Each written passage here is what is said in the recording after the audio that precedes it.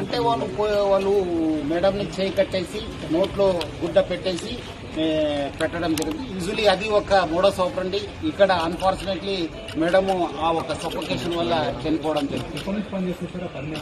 Almost 1 year నుంచి అయింది. So వాళ్ళ మదర్ కోసం ఇక్కడ సార్ వాళ్ళ మదర్ కోసం ఆమె రావడం జరిగింది. తర్వాత మదర్ చనిపోయిన తర్వాత మళ్ళీ ఆమె కంటిన్యూ కావడం జరిగింది. అందుకు నేను ప్రజలందరూ కూడా మనం ఇంటికి వెళ్ళి ప్రచారం చేయడం జరుగుతుంది. నేపాలీస్ పట్ల మీరు అందరూ కూడా అప్రమత్తం ఉండాలి. ఎందుకంటే ఇంత పోలీస్ చెప్పిన తర్వాత కూడా మళ్ళీ మీ ఇంట్లో పెట్టుకున్నారు. వాళ్ళు ఎవరు ఏమన్నా చూడరు, వాళ్ళు అవకాశం కోసం చూస్తుంటారు. సో అందుకు ఇక్కడ ఒకటే కాదు, బెంగళూరులో అయింది, బాంబేలో అయినావు, పూణేలో అయినావు. సో జాగ్రత్త ఉండాలని చెప్పి నేను ప్రజలందరూ కూడా కోరుతున్నాను. డెఫినెట్లీ మిస్ అయినాం. దాన్ని మనం ఎంత పోయింది, ఏం పోయిందని చెప్పి అంచనా చేయడం జరుగుతుంది.